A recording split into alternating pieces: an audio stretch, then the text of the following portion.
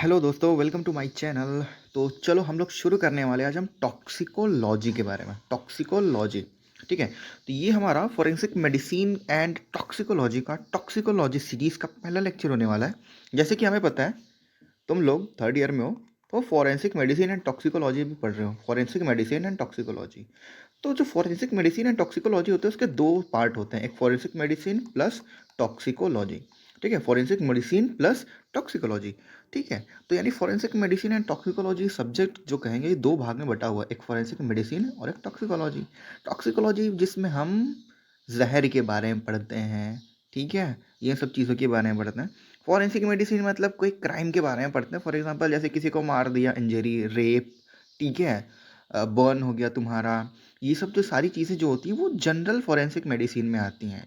और बाकी बची हुई जो पॉइजनिंग वाली चीज़ें हैं, जैसे कहते हैं ना ओपी पॉइजनिंग हो गया, थैलियम पॉइजनिंग हो गया, ठीक है, लेड पॉइजनिंग हो गया, इन सब की स्टडी को हम टॉक्सिकोलॉजी में पढ़ते हैं, ठीक है। तो अगर हम बात करें डिस्ट्रीब्यूशन की, तो टॉक्सिकोलॉजी हमारा ऑलमोस्ट 50% आता है। 50% इसका वो इम्पोर्टेंस है, ठीक है। और बाकी बचा हुआ 50% तुम्हारा फॉरेंसिक मेडिसिन का है, ठीक है। तो कहने का मतलब ये है कि टॉक्सिकोलॉजी जो है तुम्हारा वो फॉरेंसिक मेडिसिन एंड टॉक्सिकोलॉजी नहीं, एफएमटी पूरे सब्जेक्ट का 50% इम्पॉर्टेंट है। समझ में आ रहा है? इतना कवरेज होता है इसका। तो इसको हम बढ़िया से पढ़ेंगे टॉक्सिकोलॉजी के बारे में, ठीक है। तो ये हमारा टॉक्सिकोलॉजी का सीरीज 1 होने वाला है, ठीक है। सीरीज 1 यानी कि पहला लेक्चर है हमारा टॉक्सिकोलॉजी का। अभी बहुत सारे लेक्चर्स आएंगे इस पे, तो हमारी बारी हम देखेंगे सबके बारे में, ठीक है। तो ये देखो हमारा टॉक्सिकोलॉजी का सबसे पहला लेक्चर हो गया, ठीक है। जिसमें कि हम कौन कौन सा टॉपिक डिस्कस करने वाले हैं, हम देखेंगे इसमें टॉक्सिकोलॉजी, उसकी डेफिनेशन क्या होती है, टॉक्सिकोलॉजी का एक्चुअल मतलब क्या होता है। फिर हम देखेंगे पॉइजन के टाइप्स देखेंगे, ठीक है, जो जहर होता है कौन से टाइप के होते हैं। फिर हम देखेंगे अगर कोई पॉइजनिंग हो गया तो तुम एज ए डॉक्टर तुम्हारी क्या ड्यूटी बनती है, क्या तुम्हारा फर्ज बनता है कि तुम कैसे करोगे, उसको मैनेज कैसे करोगे, क्या कैसे करोगे, ठीक है, उसके बाद के प्रोसेस। तो वो duty of doctor during poisoning. फिर आता है टॉक्सिकोलॉजिकल एनालिसिस, टॉक्सिकोलॉजिकल एनालिसिस, ठीक है। ये सब सारी चीज़ें हम इस लेक्चर में देखेंगे, ठीक है। तो मेनली हमारे पास 4 पॉइंट्स होने वाले हैं, 4 टॉपिक्स होने वाले हैं जो हम मेनली डिस्कस करने वाले हैं इस लेक्चर में, ठीक है। तो चलो शुरू करते हैं। सबसे पहला टॉपिक जो कि हमारा होने वाला है टॉक्सिकोलॉजी। क्या होने वाला है? टॉक्सिकोलॉजी। क्या होने वाला है? टॉक्सिकोलॉजी। तो टॉक्सिकोलॉजी देखो क्या मतलब होता है इसका। टॉक्सिकोलॉजी का मतलब देखो आता है टॉक्सिक। टॉक्सिक का मतलब क्या होता है? कहते नहीं ये टॉक्सिक है, ये टॉक्सिक है। क्या टॉक्सिक मतलब जहर, जहर। टॉक्सिक मतलब जहर, और जहर का ही मतलब क्या होता है? पॉइजन होता है, ठीक है। और लॉजी, लॉजी का मतलब क्या होता है? लॉजी का मतलब क्या होता है? स्टडी, यानी स्टडी ऑफ पॉइजन। क्या? स्टडी ऑफ पॉइजन ही तो है तुम्हारा टॉक्सिकोलॉजी। स्टडी ऑफ पॉइजन देखेंगे, उसमें उसके टाइप्स, पॉइजन के टाइप्स, पॉइजन के एक्शंस, उनके साइंस, सिम्टम्स, मैनेजमेंट, ट्रीटमेंट और एंटीडोट ऑफ द पॉइजन। ये सब सारी चीज़ें तुम्हारी टॉक्सिकोलॉजी में आती है। टॉक्सिकोलॉजी का मतलब होता है स्टडी ऑफ पॉइजन, ठीक है। पॉइजन की स्टडी देखेंगे, उसके टाइप जानेंगे पॉइजन के, उसके एक्शन जानेंगे कि हमारे बॉडी में कैसे इफेक्ट कर रहा है वो, यानी पॉइजन हमने खा लिया तो हमारे बॉडी पे क्या इफेक्ट होगा, कैसे काम कर रहा है वो हमारी बॉडी पे। उस पॉइजन को लेने के बाद साइन और सिम्टम्स क्या आ रहे हैं, ठीक है, उसको मैनेज कैसे कर रहे हैं, ठीक है, उसको ट्रीट कैसे कर रहे हैं, उसके कौन से एंटीडोट हैं जो उसकी पॉइजनिंग को न्यूट्रलाइज कर रहे हैं। तो इन सब सारी चीज़ों को पढ़ने के लिए हम किसका यूज़ करते हैं? टॉक्सिकोलॉजी। समझ में आया? अच्छी बात है। देखो इसी से एक और मिलता जुलता वर्ड होता है जिसको कहते हैं टॉक्सिनोलॉजी। टॉक्सिनोलॉजी, तो ये इसको मुद्दा बनाओ एन। एन का मतलब न, न कहते हैं ना, न। तो लिविंग, लिविंग, लिविंग, तो एन एन। तो ऐसे कह सकते हो कि स्टडी ऑफ लिविंग टॉक्सिन। समझ गए? Study of living toxin is known as toxinology. Toxinology. Living toxin क्या होते हैं? अरे भैया जो चीज़ लिविंग है और वो टॉक्सिन है, क्या होते हैं? तुम्हारे माइक्रोब्स होते हैं ना, कहते हैं ना, अरे माइक्रोब है, मतलब बैक्टीरिया हो गया तुम्हारा, इसमें फंगस हो गया, जो दिखाई नहीं देते माइक्रोब्स है। वायरस, फंगस, बैक्टीरिया, ये सब क्या है? लिविंग टॉक्सिन है। नुकसान तो पहुंचाते हैं हमारे शरीर को, दिखते नहीं है, तो ये क्या है? लिविंग टॉक्सिन है। समझ गए? Study of living toxin is known as toxinology, ठीक है। चलो अब हम देखेंगे पॉइजन के टाइप्स। हमारे पास मेनली दो प्रकार के जहर होते हैं, एक होते हैं होमिसाइडल पॉइजन और दूसरे होते हैं सुसाइडल पॉइजन। वो जहर जो कि किसी को मारने के लिए किसी को मारने के लिए इस्तेमाल किए जाते हैं या किसी को मर्डर करने के लिए इस्तेमाल किए जाते हैं, उसे हम होमिसाइडल पॉइजन कहते हैं। और जो जहर खुद मरने के लिए, ध्यान दो, खुद मरने के लिए यूज़ किए जाते हैं वो होते हैं सुसाइडल पॉइजन। समझ गए, नाम में ही है।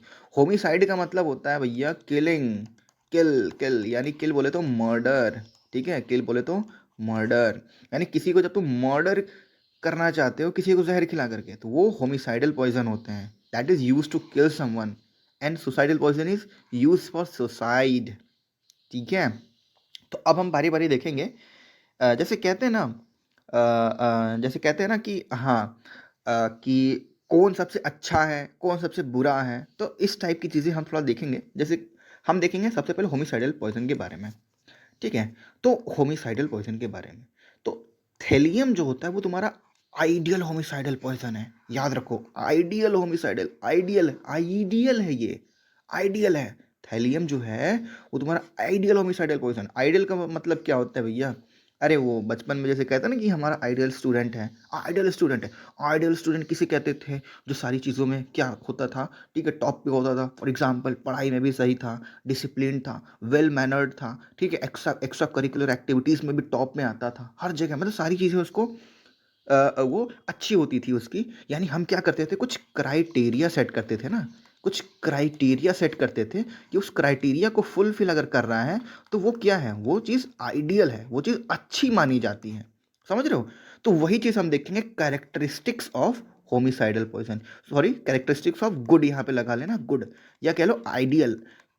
ठीक है, जो इन फॉलोइंग कैरेक्टरिस्टिक्स को फिल करेगा, ठीक है, जो इन फॉलोइंग कैरेक्टरिस्टिक्स को फिल करेगा वो हमारा गुड या आइडियल होमिसाइडल पॉइजन माना जाएगा। ठीक है, तो थैलियम जो होता है वो आइडियल होमिसाइडल पॉइजन होता है। समझ गया, आइडियल होमिसाइडल पॉइजन होता है। पर ये यूज नहीं किया जाता है मोस्ट कॉमनली। कोई तुमसे पूछे कि most commonly use homicidal poison बताओ, तो most commonly use homicidal poison अगर कोई तुमसे पूछे तो तुम बोलोगे भैया थैलियम नहीं, आर्सेनिक और एकोनाइट। आर्सेनिक और एकोनाइट क्या है? ये most commonly use homicidal poison है। एकोनाइट को हम मीठा जहर भी कहते हैं। क्या कहते हैं? मीठा जहर। ठीक है, बाकी धीरे धीरे हम जब इंडिविजुअली, अभी तो ये जनरल टॉक्सिकोलॉजी चल रहा है, ठीक है, तो इसमें जब हम पॉइजनिंग शुरू करेंगे तो पूरा इंडिविजुअल पॉइजनिंग पढ़ेंगे, देखेंगे थैलियम पॉइजनिंग, आर्सेनिक पॉइजनिंग देखेंगे, एकोनाइट पॉइजनिंग देखेंगे, लेड पॉइजनिंग देखेंगे, मर्करी पॉइजनिंग देखेंगे, स्ट्रिक्रेन पॉइजनिंग देखेंगे, बहुत सारी चीज़ें होती हम देखेंगे। तो चलो ठीक है, तो इतना याद रख लो कि थेलियम क्या होता है, तो ना आइडियल होमिसाइडल पॉइजन होता है, और आर्सेनिक और एकोनाइट जो होता है वो क्या है, most commonly use homicidal poison है। ठीक है, अब देखते हैं भैया करेक्टरिस्टिक्स देखते हैं कोई अच्छे होमिसाइडल पॉइजन होने के लिए क्या क्या खासियत होनी चाहिए। पहली बात तो वो सस्ता होना चाहिए और इजीली मार्केट में अवेलेबल होना चाहिए। समझ रहे हो ना, बहुत आसानी से मिल जाओ, सस्ती हो।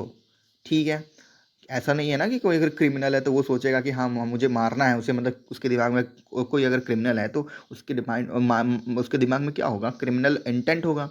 समझ में आ रहा है? ऑब्वियस सी बात है, क्रिमिनल इंटेंट। अगर वो क्राइम करना चाह रहा है तो ऐसा थोड़ी ना है कि वो तो ऑब्वियस सी बात है, वो चाहेगा ना कि कितनी आसानी से उसे मौत दे दी जाए। आसानी से इन द सेंस का मतलब उसका कम पैसा खर्च हो, तो वही चीज़ है ना। अब ऐसा थोड़ी ना होगा कि वो बहुत महंगी चीज़ें लाएगा उसे मारने के लिए, ये वो नहीं।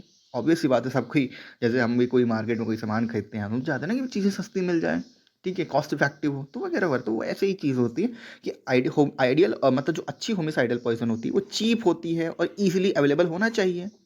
ठीक है, और toxic enough to kill someone, यानी उसके अंदर इतनी शक्ति होनी चाहिए कि वो जहर क्या करे, उस इंसान की जान ले सके। समझ रहे हो? ठीक है, चलो ठीक है, नेक्स्ट कैरेक्टरिस्टिक्स देखते हैं हम। नेक्स्ट कैरेक्टरिस्टिक्स है तुम्हारा, मान लो कलरलेस होना चाहिए, ऑर्डरलेस होना चाहिए, टेस्टलेस होना चाहिए। अब इसके क्यों, ये ऐसा क्यों होना चाहिए? क्योंकि भैया अगर मान लो इन केस, अगर मान लो तुम किसी आदमी को, ठीक है, तुम किसी आदमी को तुम जहर दे करके मारना चाहते हो, इन केस फॉर एग्जाम्पल, ठीक है, ऐसे समझ लो। ठीक है, क्योंकि फॉरेंसिक मेडिसिन समझने के लिए तुम्हें ऐसे फील करना पड़ेगा, ठीक है, तभी तुम्हें अच्छे से समझ में आएगा। ठीक है, तो इन केस मान लो, ठीक है, कि अगर तुम कोई क्रिमिनल हो, ऐसे बनना नहीं, ठीक है, गलत बात है। अगर मान लो इन केस अगर तुम्हारे दिमाग में क्रिमिनल इंटेंट है तो तुम क्या करोगे, तुम ऐसा जहर दोगे उसको, किसी पर्सन को मारने के लिए, जो कि क्या होना चाहिए, वो कलरलेस होगा भैया, कलरलेस होगा, ओडरलेस, यानी उसकी कोई स्मेल नहीं होगी, कलर नहीं होगा, टेस्ट नहीं होगा। क्योंकि भैया अगर तीनों में से अगर हुआ तो वो आसानी से जो तुम खिलाओगे उस पर्सन को तो पर्सन तुरंत पता कर लेगा ना भैया, अरे हाँ ये कड़वा है भाई, कुछ तो तुमने मिलाया है इसमें, तो वो डिनाई कर देगा खाने से, डिनाई कर देगा खाने से, और तुम्हारा पूरा प्लान फेल हो जाएगा। तो बस वही चीज़ है, कलरलेस होना चाहिए, ओडरलेस होना चाहिए, टेस्टलेस। और वो कॉज स्लो और ग्रेजुअल डेथ। ऐसा नहीं है कि तुमने अभी जहर दिया और तुरंत तुम्हारे सामने ही वो मर गया, नहीं, ये नहीं होना चाहिए, क्योंकि अगर वो तुरंत मर गया तो ऑब्वियस सी बात है तुम्हारे ऊपर केस बनेगा, सबको पता चल जाएगा, अरे भैया इसी आदमी ने कुछ दिया था, ऐसे खा लिया फिर मर गया, तो तुम फंस जाओगे ना। ऐसा नहीं है ना। ठीक है, तो जो क्राइम करता है वो चाहता है कि भैया क्राइम भी हो जाए और हम पकड़े भी ना जाए। तो इसीलिए ऐसा होता है कि वो धीरे धीरे मौत दे पे वो उसको, पर्सन को, कि तुमने अभी जहर दिया, फिर आराम से वो अपना नॉर्मल काम कर रहा है। ठीक है, 3-4 घंटे के बाद आराम से वो काम कर रहा था, 3-4 घंटे के बाद सिम्टम आना शुरू हुआ, फिर उसका सिम्टम आया, फिर हॉस्पिटल ले गया, फिर ट्रीटमेंट के दौरान वो मर गया। समझ में आ रहा है, कुछ इस तरीके का पॉइजन होना चाहिए। ठीक है, कॉज स्लो एंड ग्रेजुअल है, धीरे धीरे, समझ रहे हो। और साइन और सिम्टम्स जो होने चाहिए उसके, वो नेचुरल डिजीज से रिजेंबल करें। ठीक है, क्योंकि अगर एक्स्ट्रा कुछ नया साइन आ गया या सिम्टम आ गया तो भैया पता चल जाएगा ना कि हाँ अरे इसको तो लेड दिया गया है, और लेड किसने दिया है, हो सकता है वही सामने वाला बंदा जो मिला था थोड़ी देर पहले, हो सकता है कि वही किया हो, उसी ने खिलाया हो, हाँ उसी ने खिलाया था, कुछ जरूर कुछ न कुछ उसमें मिलाया है, तो चलो उस खाने के टेस्ट करते हैं वगैरह, कुछ इस टाइप से। समझ रहे हो, तो तुम पकड़े जाओगे। अब देखो, एंटीडोट नहीं होना चाहिए, कोई कोई पोस्टमार्टम चेंजेस नहीं होना चाहिए भैया। अगर एंटीडोट देकर मान लो तुम किसी को मारना चाह रहे हो, ठीक है, अगर उस जहर तुमने खिला दिया उसे, अगर उस जहर का एंटीडोट है तो एंटीडोट अगर वो खा लिया, अगर उसे पता चल गया कि हाँ मुझे जहर दिया गया है, अगर वो एंटीडोट खा लेगा तो बच जाएगा। ठीक है, तो उसका एंटीडोट नहीं होना चाहिए। और नो पोस्टमार्टम चेंजेस। ठीक है, और rapidly destroyed in the body, should not be detected in the body. इसका मतलब होता है कि जो पॉइजनिंग तुम दिए हो वो तुम्हारे बॉडी में ही खत्म हो जाए। ठीक है, इन केस अगर मान लो किसी क्रिमिनल ने, ठीक है, किसी क्रिमिनल ने किसी पर्सन को जहर दे दिया और वो जहर खाने के बाद उस पर्सन की मौत हो गई। ठीक है, अगर वो जहर के स्पेसिमेंस, अगर उस जहर के जो रेमिनेंट है, कुछ पार्ट जो हैं जो बचे रह गए बॉडी में, अगर हम पोस्टमार्टम एग्जामिनेशन करेंगे तो हमें पता चल जाएगा ना कि हाँ ये जहर से ही मौत हुई है इसकी। जहर से मौत हुई तो फिर हम आइडेंटिफाई, पुलिस इन्वेस्टिगेट करेगी, हाँ भैया कि किसने, इसने क्या क्या खाया था क्या नहीं। ठीक है, फिर किसने दिया था इसे, किससे मतलब मुलाकात हुआ, तो उससे हमें पता चल जाएगा ना कि हाँ हाँ ये शाम को 6:30 बजे इस बंदे ने इस ये कुछ खाया था, ठीक है, इसके द्वारा दिया गया था, तो हम पता लगा लेंगे ऐसे कि मर्डर कौन है। समझ रहे हो, तो ये सब सारी खासियत होनी चाहिए तुम्हारी। ठीक है, ये सब सारी खासियत होनी चाहिए। ठीक है, किसकी, होमिसाइडल पॉइजन की, एक अच्छे होमिसाइडल पॉइजन होने के लिए। ठीक है, चलो होमिसाइडल पॉइजन हो गया, तो अब हम देखेंगे सुसाइडल पॉइजन। सुसाइडल मतलब सुसाइड करने के लिए, यानी खुद मरने के लिए यूज किया जाता है पॉइजन, सुसाइडल पॉइजन। तो देखो, कोई तुमसे पूछे आइडियल सुसाइडल पॉइजन क्या है, तो तुम कहोगे साइनाइड। साइनाइड तुम्हारा आइडियल सुसाइडल पॉइजन है। समझ रहे हो, जैसे कि हमने देखा था ना, साइनाइड क्या करता है, ये साइटोक्रोम ऑक्सीडेज को क्या करता है, साइटोक्रोम ऑक्सीडेज को क्या करता है, इनहिबिट करता है। ठीक है, तो इतना नहीं जानना है, ये तो याद होगा। ठीक है, पर इतना जानना नहीं है अभी यहाँ पर, बस इतना जान लो तुम कि सुसाइडल पॉइजन जो होता है वो सॉरी, जो साइनाइड जो होता है वो आइडियल सुसाइडल पॉइजन होता है। ठीक है, और कोई तुमसे पूछे कि most commonly use suicidal poison क्या है, तो तुम कहोगे ओपियोइड, बार्बिटरेट्स और ऑर्गेनोफॉस्फेट। हाँ जी, वही ऑर्गेनोफॉस्फेट जो इंसेक्टिसाइड पेस्टिसाइड में यूज़ किया जाता है, और जो तुम लोग फार्मा में पढ़ के आए हो अच्छे से, जो तुम लोग पढ़ के आए हो ना कि हाँ ओपी पॉइजनिंग इस पेशेंट को लाया गया, इसके पिन पॉइंट पिल थे, फिर एट्रोपिन दे करके, ठीक है, एट्रोपिन दे करके ठीक किया गया, साइंस ऑफ एट्रोपिनाइजेशन, सब कुछ मिलेगा ओपी पॉइजनिंग में। अगर तुम लोग फार्मा अच्छे से पढ़े होगे तो तुम्हें ओपी पॉइजनिंग बड़े अच्छे से समझ में आएगा। वो हम इंडिविजुअली सारे जब पॉइजन्स देखेंगे तब देखेंगे। समझे, तो इतना भी जान लो, ओपियोइड, बार्बिटरेट और ऑर्गेनोफॉस्फेट तुम्हारा most commonly use suicidal poison है। ठीक है, अब बार्बिटरेट, जैसे बार्बिटरेट मतलब स्लीपिंग पिल। स्लीपिंग पिल तुमने सुना होगा कभी मान लो कोई बंदा था वो डिप्रेशन में था, ठीक है, डिप्रेशन में था, ठीक है, तो फिर एक दो टैबलेट खाता था सोने के लिए, ठीक है, एक दो टैबलेट खाता था सोने के लिए, ठीक है, नींद नहीं आती थी, फिर उसके बाद और डिप्रेशन में चला गया, वो और डिप्रेशन में चला गया, तो फिर क्या किया उसने, 8-10 गोली टैबलेट खा ली साथ में, 8-10 टैबलेट खा ली। फिर उसके बाद क्या हुआ, फिर वो फिर सुबह सुबह उसके घर पे दरवाज़ा दरवाज़ा नॉक किया गया, डोर नॉक किया गया, भाई कोई अंदर से जवाब ही नहीं दे रहा था, ठीक है, फिर बहुत कोशिश करने के बाद दरवाज़ा तोड़ दिया गया, फिर देखा गया क्या, बेड पे सोया हुआ है और वो डेथ कर चुका था। समझ में आ रहा है, नींद की गोली लेकर के 8-10 टैबलेट नींद की गोली लेकर के वो मर गया, उसने सुसाइड कर लिया। तो ये कंडीशन होती है इसकी, समझिए। तो चलो अब हम देखेंगे, जैसे कि हमने एक गुड होमिसाइडल पॉइजन के कैरेक्टरिस्टिक देखे, तो अब हम गुड सुसाइडल पॉइजन के कैरेक्टरिस्टिक देखेंगे। तो भैया वही चीज़ होना चाहिए, अगर जो मान लो जिसके दिमाग में अगर है कि सुसाइड करना है, एक्चुअली ये बात गलत है, तुम लोग कभी सुसाइड मत करना, कुछ होता नहीं है, क्या ही होगा, खुद लॉस करके अपनी नुकसान करा रहे हो, है ना। तो सुसाइड फालतू की चीज़ें हैं, ठीक है। पर जो सुसाइड करते हैं उनके दिमाग में क्या चलता है, वो लोग सोचते हैं, पहली बात वो इतने ज़्यादा डिप्रेस हो चुके होते हैं कि उन्हें मरना होता है, डेथ करना होता है, वो क्विट करना चाहते हैं, क्विट करना चाहते हैं, क्विट करना चाहते हैं वो लाइफ से, ठीक है। तो अब ऐसा तो है नहीं भैया, जो क्विट करना चाहता है वो मरना चाहता है, वो क्या चाहेगा, वो चाहेगा कि कुछ जहर हो या कोई भी ऐसी चीज़ है जो उसे क्या करे, आसान मौत दे दे, आसान मौत, समझ में आ रहा है, आसान मौत उसे दे दे, आसान मौत, ठीक है, आसान मौत दे दे, आसान मौत दे दे। अब ये आसान मौत का मतलब ये होता है कि वो जो जहर है जो उसने खाया है वो चीप हो, सस्ता हो, इजीली अवेलेबल हो, आसानी से मिल जाए और सस्ता हो, 10-20 रुपए में आ जाए। ऐसा नहीं कि 1000, 2000, 4000, 5000 इतना महंगा अगर कोई आएगा तो भैया कोई भी मरने से पहले सोचेगा ना। तो बस वही चीज़ है, और इतना जहर होना चाहिए उसके अंदर, toxic enough to kill someone, और टेस्टलेस होना चाहिए, ठीक है, ताकि मुंह भी ना फीका हो उसका। और क्या होना चाहिए, capable of producing painless death, यानी आसान मौत, जो हमने कहा ना आसान मौत। तुम इन केस अगर सोचो, अगर कोई भी बंदा है सुसाइड करना चाहता है, वो चाहता है वो, क्योंकि वो खुद से सोचा हुआ है, खुद से इतना बड़ा एक्शन ले चुका है कि वो मरना चाहता है, खुद ही से इतना बड़ा एक्शन ले चुका है, वो डिसीजन ले चुका है वो कि उसे मरना है, तो वो चाहेगा कि इजी मरे, वो खुद तो नहीं चाहेगा कि तड़प तड़प के मरे, नहीं, वो इजी मौत चाहता है, तो इस वजह से कि दवा खाया और मर गया, पेनलेस डेथ।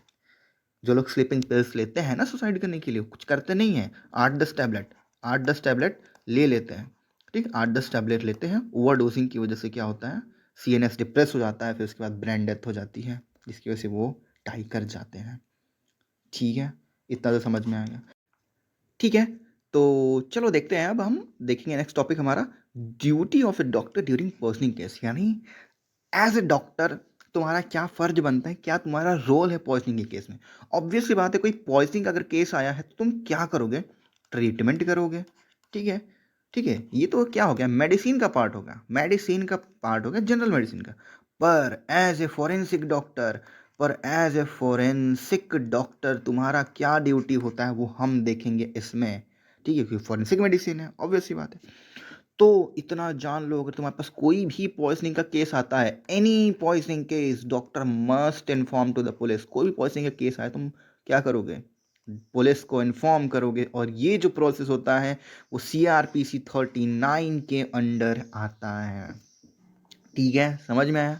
और तुम एज ए डॉक्टर तुम क्या करोगे, तुम मेडिकल लीगल सर्टिफिकेट बनाओगे, मेडिकल लीगल सर्टिफिकेट बनाओगे, और इन केस अगर पॉइजनिंग की वजह से वो बंदा क्या डाई कर जाता है, ठीक है, ठीक है, डाई कर जाता है, तो तुम क्या करोगे, उसका पोस्टमार्टम रिपोर्ट बनाओगे कि हाँ भैया इसने ये पॉइजन खाया था, उसके बॉडी में ये चेंजेस मिले हैं, इतने घंटे पहले इसने ये पॉइजन खाया था और इतने अमाउंट में पॉइजन खाया था जिसकी वजह से डेथ हुई। तो ये सब सारी चीज़ें डॉक्टर का काम है, एक फॉरेंसिक डॉक्टर का काम है, ठीक है।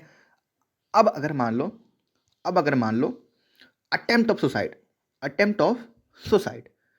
कोई बंदा, अगर मान लो फॉर एग्जांपल मान लो कोई बंदा है, ठीक है, कोई बंदा है, वो क्या था, बहुत ही फाइनेंशियल क्राइसिस में था, मान लो, ठीक है, फाइनेंशियल, ठीक है, फाइनेंशियल क्राइसिस का शिकार था, ठीक है, जिसकी वजह से क्या हो गया, बहुत ज़्यादा डिप्रेस हो गया, ठीक है, उसकी फैमिली थी वो क्या फुलफिल नहीं कर पा रहा था, फिर उसके दिमाग में फिर आया कि क्या, क्विट करना चाहिए, क्विट करना चाहिए। क्विट का मतलब क्या है? डाई करना चाहिए, यानी सुसाइड का उसने सोच लिया। सुसाइड करने के लिए मान लो उसने किसी पॉइजन को खा लिया, पॉइजन को खा लिया। पर ठीक है, अब जैसे ही पॉइजन खाया, उसकी मान लो उसके वाइफ ने देख लिया उसे, फिर तुरंत भागी भागी ट्रीटमेंट के लिए डॉक्टर के पास गई, डॉक्टर के पास गई। फिर डॉक्टर क्या किया? डॉक्टर पूछा कि क्या खाए हो तुमने, क्यों ऐसा किया, वगैरह वगैरह। तो अगर पेशेंट जहर खाने के बाद अगर वो कन्फेस कर रहा है, कन्फेस कर रहा है, तो it is not mandatory to inform the police. समझ गए? यानी कि अगर वो बंदा जो सुसाइड अटेम्प्ट किया है, अगर वो बच गया और वो कन्फेस कर रहा है कि मैंने सुसाइड इसलिए किया था, मुझे ये प्रॉब्लम थी, वगैरह वगैरह, तो it is not mandatory to inform the police. ठीक है, चलो अब हम नेक्स्ट सबसे ज़्यादा इंपॉर्टेंट पार्ट देखेंगे, जो वाइवा में भी पूछा जाता है, बहुत इंपॉर्टेंट होता है फॉरेंसिक मेडिसिन टॉक्सिकोलॉजी के लिए। वो होता है टॉक्सिकोलॉजिकल एनालिसिस।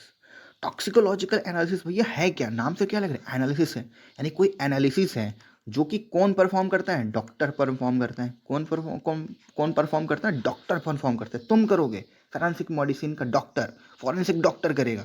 कैसे करेगा वो हम सारी चीज़ें देखेंगे। सबसे पहली बात, जो टॉक्सिकोलॉजिकल एनालिसिस करता कौन है? डॉक्टर। कब किया जाता है? Done when death occurs due to poisoning. मान लो किसी बंदे ने कोई पॉइजनिंग खाया, मतलब मान लो कोई बंदा था, उसे जहर खिला करके मारने की कोशिश किया गया और वो मर गया, या वो सुसाइड करने के लिए पॉइजन खाया और मर गया। तो वो उसकी बॉडी क्या करती है? पुलिस कैप्चर करती है। फिर पुलिस क्या करती है? डॉक्टर को देती है कि भैया लो, हमारा काम ये है, तुम्हारा काम ये है, तो हमें पता करके दो कि भैया इसकी मौत कब हुई, कैसे हुई, क्या कारण था, ये सब सारी चीज़ें। तो वो सब पता करना एक डॉक्टर का काम है, एक फॉरेंसिक डॉक्टर का काम है। ठीक है, तो डॉक्टर करते क्या है? डॉक्टर यानी तुम करोगे क्या? उसके कुछ ऑर्गन्स बॉडी में से कुछ सैंपल लोगे। ठीक है, ठीक है, ठीक है। मरे हुए बॉडी से क्या करोगे तुम? डेड बॉडी से तुम ऑर्गन या सैंपल लोगे, आइसोलेट करोगे, उसे प्रिजर्व करोगे, प्रिजर्व करके रखोगे। ठीक है, और तुम उसकी क्या टेस्टिंग करोगे? पता करोगे। क्या पता करना है तुम्हें? टॉक्सिकोलॉजिकल एनालिसिस में मेन फंडा क्या होता है पता करने का? क्या पता करना होता है? कॉज ऑफ डेथ, यानी वो जो डेड बॉडी है वो मरा तो मरा आखिर कैसे, मरा कैसे, कॉज ऑफ डेथ। और पता करना time since death. Time since death का मतलब कितने टाइम हुए हैं उसे मरे हुए। जैसे कहते हैं ना, तुम लोग मूवीज में देखे होगे, कोई फॉरेंसिक डॉक्टर या सीआईडी में देखोगे, वो डॉक्टर सालों के क्या क्या क्या कहते हैं ना कि हाँ इस पेशेंट की मौत इससे हुई है, तकरीबन 4 से 8 घंटे पहले इसकी मौत हुई है, ये वो। तो वही सब cause of death, time since death. और पोस्टमार्टम रिपोर्ट बनाओगे, पूरा उसका कंप्लीट इन्फॉर्मेशन होगा उसमें कि हाँ ये बंदा था, ठीक है, इसकी एज इतनी थी, ठीक है, इसकी हाइट इतनी थी, ठीक है, ये तुम्हें फाइंडिंग्स मिली है, ठीक है, जो ये दर्शाता है कि इसकी मौत ऐसी हुई है, ठीक है, ये खाने की वजह से हुई है, इस समय पे हुई है। ठीक है, तो ये सब सारी चीज़ें पोस्टमार्टम रिपोर्ट तुम बनाओगे।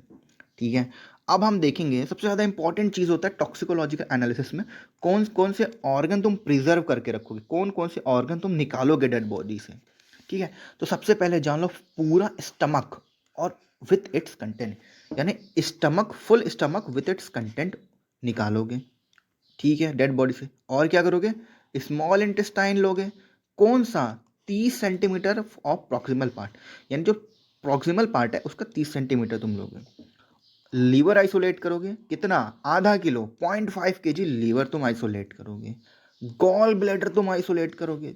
ठीक है, और दोनों किडनी का आधा आधा हिस्सा तुम रखोगे। ठीक है, और आधा स्प्लीन, स्प्लीन का आधा हिस्सा तुम रखोगे। 100 ml ऑफ ब्लड तुम प्रिजर्व करोगे। 100 ml ऑफ यूरिन तुम प्रिजर्व करोगे। समझ गए क्या क्या कि तुम ऑर्गन प्रिजर्व करोगे? मैं फिर से बताता हूँ, पूरा स्टमक, फुल स्टमक कंटेंट के साथ उसके। ठीक है, यानी स्टमक के अंदर कोई खाना पीना जो भी चीज़ है, ठीक है, सब कुछ। ठीक है, ऐसा नहीं कि स्टमक खाली उसकी उसका कंटेंट बाहर निकाल दो, नहीं, full stomach with its content, याद रखना। स्मॉल इंटेस्टाइन 30 सेंटीमीटर उसका पार्ट, प्रॉक्सिमल पार्ट, हाँ, इसको भी विथ इट्स कंटेंट होता है, with its content, with its content. ठीक है, यानी उस स्मॉल इंटेस्टाइन की कुछ चीज़ें होंगी वो सब। ½ किलो लीवर हो गया, गॉल ब्लैडर हो गया, दोनों किडनी का आधा आधा हिस्सा हो गया, स्प्लीन का आधा हिस्सा हो गया, 100 ml ऑफ ब्लड और 100 ml ऑफ यूरिन। ठीक है, इतना समझ में आ गया? चलो ठीक है, अब नेक्स्ट देखते हैं प्रिजर्वेटिव यूज। कौन कौन सा प्रिजर्वेटिव, जैसे कहते हैं ना भैया कि कोई खाना है, खाना में कोई फूड है, उसको प्रिजर्व कराना है तो क्या करते हैं, कोई प्रिजर्वेटिव लगाते हैं। उसी तरह ऑर्गन भी जो होता है उसको प्रिजर्वेटिव लगाते हैं, प्रिजर्वेटिव में रखते हैं ताकि वो ऑर्गन कई लंबे समय तक हमारा प्रिजर्व होकर के रखा रहे, खराब ना हो। तो ठीक है, तो हम देखेंगे विसेरास यानी जो ऑर्गन्स होते हैं, जो ऑर्गन्स होते हैं उनके लिए हम लोग कौन कौन से प्रिजर्वेटिव यूज करते हैं। ठीक है, तो जान लो rectified spirit. Rectified spirit, rectified spirit हमारा क्या होता है, आइडियल प्रिजर्वेटिव होता है। क्या होता है, आइडियल प्रिजर्वेटिव होता है। रेक्टिफाइड स्पिरिट होता क्या है, 90% इथेनॉल होता है। क्या होता है, 90% इथेनॉल होता है। तो ऑर्गन के लिए, विसरा के लिए रेक्टिफाइड स्पिरिट हम यूज करते हैं जो कि आइडियल प्रिजर्वेटिव है, 90% इथेनॉल होता है। ठीक है, लेकिन लेकिन लेकिन मोस्ट कॉमनली यूज प्रिजर्वेटिव कौन सा होता है, मोस्ट कॉमनली यूज्ड प्रिजर्वेटिव कौन सा होता है, वो होता है तुम्हारा नमक पानी, NaCl सॉल्यूशन। समझ गए, NaCl सॉल्यूशन यानी नमक कॉमन सॉल्ट। NaCl सॉल्यूशन जो होता है हमारा मोस्ट कॉमनली यूज प्रिजर्वेटिव है। क्यों, क्यों, क्योंकि भैया नमक जो होता है बड़ा सस्ता होता है, चीप होता है, इजीली अवेलेबल होता है। समझ गए, NaCl सॉल्यूशन। तुमने ये भी देखा होगा ना, जो खाने पीने की चीजें होती हैं उसको, उसमें भी NaCl जो होता है वो प्रिजर्वेटिव का काम करता है। ठीक है, तो NaCl तुम्हारा क्या है, मोस्ट कॉमनली यूज प्रिजर्वेटिव है। क्यों, क्योंकि वो चीप होता है, इजिली अवेलेबल होता है। समझ गए, ठीक है। अब देखो, अब हम देखेंगे रेक्टिफाइड स्पिरिट। रेक्टिफाइड स्पिरिट ये क्या था, ये आइडियल प्रिजर्वेटिव है ऑर्गन के लिए। भैया क्या होता है रेक्टिफाइड स्पिरिट, 90% अल्कोहल सॉल्यूशन होता है। ठीक है, 90% अल्कोहल सॉल्यूशन होता है। ठीक है, अब तुमसे पूछता है कि कौन कौन से पॉइजनिंग के केस में हम रेक्टिफाइड स्पिरिट क्या करेंगे, यूज नहीं करेंगे। तो वो आता है तुम्हारा पैप। क्या, PAP, फिनॉल अल्कोहल फॉस्फोरस, यानी फिनॉल अल्कोहल और फॉस्फोरस पॉइजनिंग के केस में, इस तीनों के केस में हम rectified spirit as a preservative use नहीं करते हैं। याद रखना, हमें से प्रिजर्वेटिव यूज नहीं करते हैं। किसमें, पैप, पैप, पैप स्मीयर पढ़ते हो ना, पैप स्मीयर सर्वाइकल कैंसर के स्टेजिंग के लिए करते हैं ना। ठीक है, pap smear, pap smear, pap, phenol alcohol phosphorus poison. ठीक है, अब देखो ब्लड के लिए, ब्लड के लिए, ब्लड के लिए तुम बचपन से पढ़ते आए हो। ठीक है, बचपन से पढ़ते आए हो, बचपन से के मतलब बचपन से नहीं, 1-2 क्लास से नहीं, मतलब हाँ जब MBBS का शुरुआत की होगी फर्स्ट ईयर से, तुम बायोकेमिस्ट्री में पढ़े होगे क्या, सोडियम फ्लोराइड। सोडियम फ्लोराइड क्या करता है, वो इनोलेज, इनोलेज को क्या करता है, इनिबिट करता है ना, वो इनोलेज को इनिबिट करता है। इनोलेज क्या होता है, ग्लाइकोलिसिस में होता है। यानी कुल मिलाकर के सोडियम फ्लोराइड हम लोग ब्लड के प्रिजर्वेशन में यूज करते हैं, जो कि ग्लाइकोलिसिस को इनहिबिट करता है। समझ गए। और ब्लड के लिए ऑब्वियस सी बात है, एंटीकोगुलेंट यूज करेंगे ताकि ब्लड क्लॉट ना करे। तो कौन सा एंटीकोगुलेंट, पोटेशियम ऑक्जेलेट। ठीक है, इतना भी पढ़े होंगे तुम लोग। ठीक है, चलो अब नेक्स्ट देखते हैं यूरिन के लिए। यूरिन के लिए कौन सा प्रिजर्वेटिव यूज करते हैं, तो है थाइमोल और टोल्यूइन। ठीक है, थाइमोल और टोल्यूइन हम लोग यूज करते हैं यूरिन के प्रिजर्वेशन के लिए। यूरिन कितना प्रिजर्व करते थे हम लोग, कितना करते थे, toxicological analysis 100 ml urine preserve करते थे। समझ में आया कि नहीं, ठीक है। तो चलो इसी के एंड तक हमारा ये समाप्त हो गया ये सीरीज। ठीक है, तो चलो थैंक यू सो मच, मिलते हैं फिर नेक्स्ट लेक्चर में। तब तक के लिए इतना तुम अच्छे से पढ़ लो, रिवाइज कर लो। इस चैनल को प्लीज़ क्या कर लो, सब्सक्राइब तो ज़रूर ही कर लेना। ठीक है, क्यों, क्योंकि अभी ऐसे बहुत सारे लेक्चर्स तुम्हें मिलते रहेंगे, तुम्हारा मन खुश होता रहेगा, तुम पढ़ते रहोगे। ठीक है, समझ में आया। ठीक है, अगर किसी को कोई डाउट है किसी चीज़ से तो वो अपने डाउट पूछ सकता है कमेंट सेक्शन में। ठीक है, थैंक यू सो मच। ठीक है, सीरीज़ 2 हमारा कुछ टाइम में आ जाएगा। ठीक है, ये अपलोड मिल जाएगा आपको चैनल पे, आप अच्छे से पढ़ते रहना। ठीक है, थैंक यू सो मच, मिलते हैं नेक्स्ट लेक्चर में, तब तक के लिए बेस्ट ऑफ लक।